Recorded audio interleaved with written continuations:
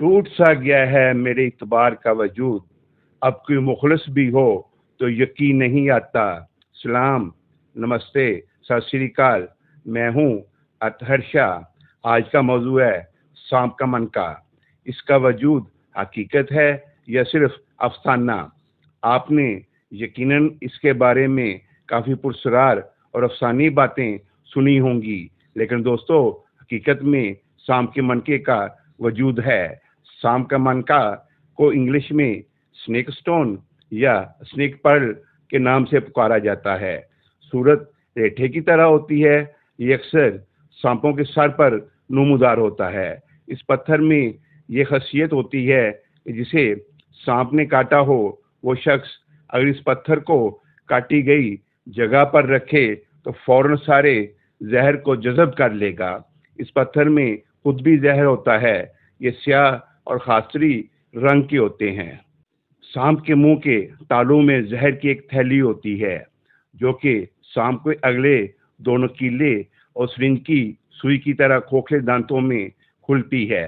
جب سانپ کسی کو ڈستا ہے تو اپنے یہ نکیلے دانت اس کے جسم میں داخل کر دیتا ہے۔ دباؤ پڑنے سے تھیلی دبتی ہے اور زہر ان کھوکھلے دانتوں سے ہوتا ہوا شکار کے جسم میں داخل ہو کر اس کے اعصابی نظام پر اثر انداز ہوتا ہے، جس سے شکار بے حس یا بے ہوش ہو جاتا ہے اور سانپ اس کو آرام سے نگل لیتا ہے۔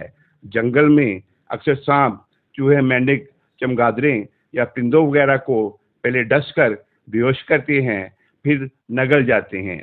قدرت نے سانپ کو یہ زہریلے دانت اس لیے بخشے ہیں کہ سانپ اپنے شکار کو پکڑ یا چبا نہیں سکتا، لہذا شکار کو ثابت نگلنے سے پہلے اسے بے حس و حرکت کرنا ضروری ہے۔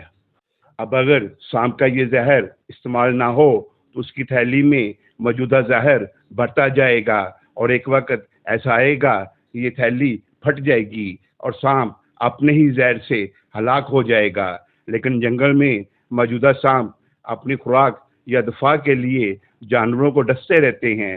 اس طرح ان کے زہر کی مقدار نارمل رہتی ہے۔ سانپوں کی کچھ اقسام ایسی ہوتی ہیں کہ جن میں زہر زیادہ مقدار میں پیدا ہونے لگتا ہے، یعنی کہ اسے آپ ایک بیماری بھی کہہ سکتے ہیں۔ اب زہر کی یہ زائد مقدار تھیلی میں بڑھتے بڑھتے ایک دانے کی شکل اختیار کر جاتی ہے۔ جیسے جیسے زہر بڑھتا جاتا ہے یہ دانہ حجم میں بھی بڑھتا جاتا ہے اور پتھر کی طرح سخت ہوتا جاتا ہے۔ آخرکار یہ اتنا بڑا ہو جاتا ہے کہ سانپ کے سر میں اس کا بار صاف محسوس ہوتا ہے۔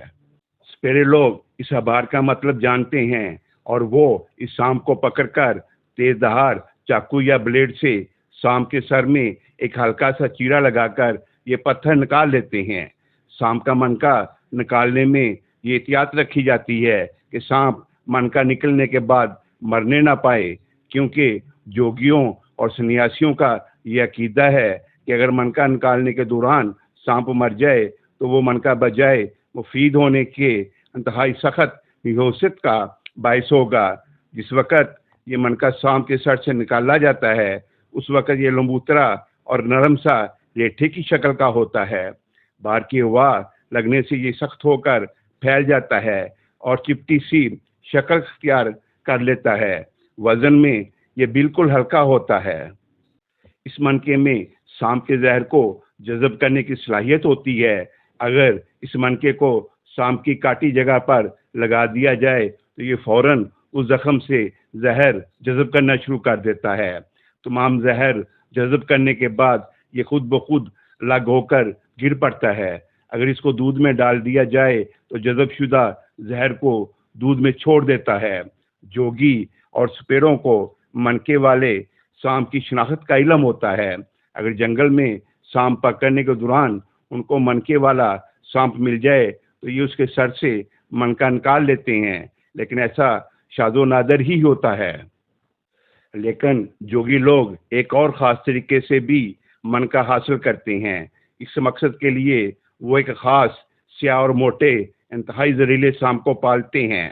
اس سانپ کو ایک الگ اور محفوظ جگہ پر رکھا جاتا ہے اور اسے پینے کے لیے روزانہ دودھ دیا جاتا ہے۔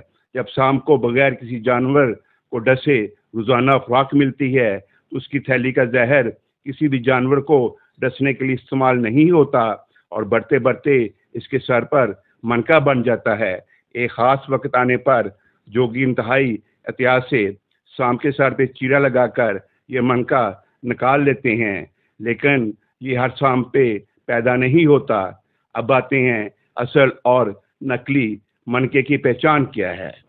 اصل منکے کی پہچان یہ ہے کہ یہ سائز میں 1 یا 1.5 انچ سے زیادہ کا نہیں ہوتا، اس کی شکل بزوی یا گول ہوتی ہے۔ اصل منکے کی جانچ کا سب سے آسان طریقہ یہ ہے کہ منکے کو اپنی زبان پہ رکھیں۔